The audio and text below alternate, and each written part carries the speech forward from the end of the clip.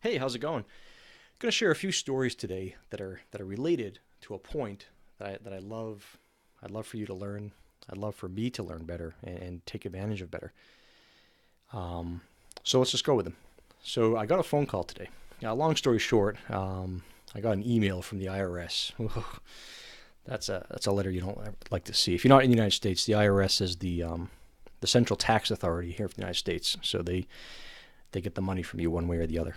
And I got a letter from them maybe 6 months ago saying there was a problem with my 2014 taxes. Um, Nothing was bad, nothing was illegal.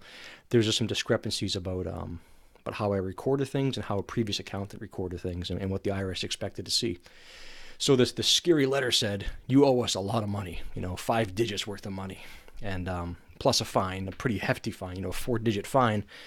And I had since switched accountants, and I called my new accountant, who actually was an old accountant too. I called him up and said, "Hey, Ray, help me out. Here's this letter I got. It's scary." I took a picture of it and sent it to him. And he said, "Oh yeah, we can deal with this." He said, "No guarantees, but if you pay me this flat fee, which was not inexpensive, it was actually very expensive. If you pay me this fee, I will plea your case and talk to the auditor and talk to the appeals person and basically help write you your appeal to the U.S. tax court, which is an entity I'd never wanted to write an appeal to." So I said, "Sure, I'll pay you." It was roughly the same amount as a fine would have been to the IRS. So it's a 4 digit fee. It's not inexpensive. Um, Had him sort of own it. And, I partially got relieved that it was owned by him, but I was partially still had this sort of weight on my shoulders for quite some time, just worrying like, "Ooh, what's going to happen?" And he called me today, and when I answered the phone, I said, "Hey, Ray, this is a scary number to have to answer on the Friday before Memorial Day." And he said, "No, you're going to be happy I'm calling you," and I was. He said, "Talk to the appeals person. We've been negotiating the past month, and long story short is, you don't owe them any money. They actually owe you money." And you're going to get a refund for 2014 because of a couple things were out of place. And the refund was almost exactly what my fee to Ray was. So basically, I'm kind of evening out. It's a net neutral for 2014. So that's cool though, because I was about to have to pay a lot of money that I didn't want to have to pay. Um, there's a point there. It's a simple point. Hire experts. He's expensive, but he's expensive with a great service. So he's expensive, and it paid for itself. Even if the answer was, "Hey, this was this was a mistake," and the IRS says there's nothing we can do about it. You owe us for the mistake. Here's why. And he said, "Yep, that makes sense." Well, that's fine. That's still the value of knowing and having resolution. So that expertise paid for itself. In that same vein, um, one of the things I struggle with as a business owner, and I have an employee, and I work with some 1099 people as well. But one of the things I struggle with is delegation. Um, I'm a poor delegator. If Bruce watches this, he can tell you. and partially it's me. I'm the one who owns it all. I need to do it all, and I need to own this and I need to own that. But I've been delegating more and more, and and Bruce is good. He knows his stuff. I'm too busy. I tell myself I'm too busy to delegate, so I don't get the help I need. And my employees and my partners and 1099 people sort of look at me and say, "Well, you're paying me. I'll take the money, but I'm not being useful. I'm not helping you. Why do you have me?" And an amazing thing happened. I said, "You own this. Here's this account. Here's this work. I trust you.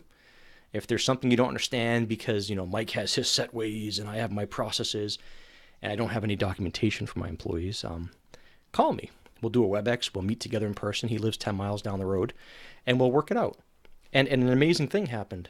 More weight is off my shoulders because I'm delegating and I'm trusting, and we're building systems. And Bruce is going to help me do some documentation, and I'm going to edit the documentation so that when we bring on employee, direct actual W-2 employee number 3, all this stuff, all this knowledge is written down. That's a basic thing. So that's two basic things that have plagued me for a long time. I try to do it all myself. Actually, it's one thing. I try to do it all myself. So when it comes to taxes, when it comes to accounting, when it comes to things I'm not good at, doing it myself hurts because I'm not an expert at it. Then it comes to the things that I'm good at, but I'm too busy to do, and somebody else can do it. And I take advantage, I take advantage of myself and say, no, I'm going to do it. I end up hurting myself both of those ways. Whether it's expertise or whether it's something simple that I can have somebody else do. And that's one of the values that Straight Path brings to its clients, or really at any, it doesn't have to be me, but any remote DBA company, any service that sort of comes in and says, we're going to help you out. My accountant, when I talked to him today, I said, listen, you were going to take over my books, but I've been so busy this past few months, I haven't had you do it. My old bookkeeper, no longer with me. I said, my QuickBooks, it's a little messy. He said, how messy? I said, well, log in and take a look. And he looked and said, oh yeah, it's pretty messy. Nothing's bad. I haven't been recording properly my deposits because you know what? I'm not a bookkeeper. I can do it. But I have a list that's, you can't see the bottom, but the list, it's off camera. It's a big list. It goes off the camera. I have a list of things I should be doing and could be doing. And bookkeeping, it doesn't make my customers' problems go away. It doesn't help me bring on new customers. It's not something I like. It's not something I'm good at. It's not something I have expertise in.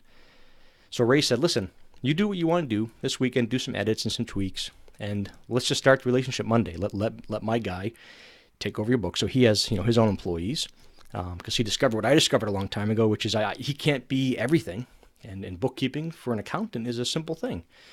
So he says, I'll have my guy look at it, and he'll make it clean. He'll clean it up, and everything will be fine. And that means today, right before a long holiday weekend, which I'll probably end up doing some work still tonight and a little bit this weekend. I have to actually for a client, some migration work. But going into a holiday weekend, I feel more relaxed than I felt in a long time. And it's actually not because I've worked harder. It's not because I've done more. It's not because I've stayed up late burning midnight oil and said, I'm going to grind and get this stuff done. I feel more relaxed because I've let go. I've paid some money to people to do things. So it's nice to have that luxury to do that. But by paying that money to do things, I'm now able to focus on what I'm good at, or what I tell myself I'm good at and I hope I'm good at. So again, it's the same thing. Who's doing your work? Are there tasks that are, I don't mean to say beneath you because that sounds demeaning, but are there tasks that sort of you've graduated past and you don't need to do? Are there tasks that you don't understand, you don't like, and you don't want to do, but you do because you think you have to? Think about those and delegate and bring in experts. That's all. Have a really good holiday weekend. Thank you. And, these videos will get better in time, I hope. I'm still playing kind of my Logitech C920 camera. Have this microphone here, and I'm not going to show you my desk because it's messy, but right now I don't have my boom that's supposed to be coming to the microphone, so it's stacked on It's stacked on 4 Bible commentaries and 1 Reformation Bible right now to try and get the audio better. So anyway, thank you so much for watching. I really hope you have a good weekend. And think about what you can delegate. Think about what you can outsource. And what can you ask for help on? Our time is valuable, and our sleep is valuable, and our family time is valuable. So what can we give up and have somebody else do and take some of that weight off your shoulders? It feels good knowing my IRS situation is taken care of. I have other situations I've gotten myself into and other holes I've dug into by owning it all and doing it all. So I'm slowly walking out of that hill and climbing up. But it's looking up and up all the time because I'm letting go. And I'm focusing on what's core to me. I'm actually reading a book that somebody just recommended yesterday. I just started listening to it. It's called Essentialism. And actually, it really goes well with what I'm talking about. And I'm going to keep reading it. But what is the one thing, or what are the few things that you should focus on? And, just think about that. So anyway, tell me in the comments what kind of struggles you've had and in this regard. Maybe I'm the only person who's had trouble delegating. I don't think so. I talked to a lot of other entrepreneurs and business owners, and one common refrain I hear is I hate delegating. And I don't know what it is, but once you delegate and you go through the initial hump of delegation, it's great. It's wonderful. It's freeing. Have a good weekend.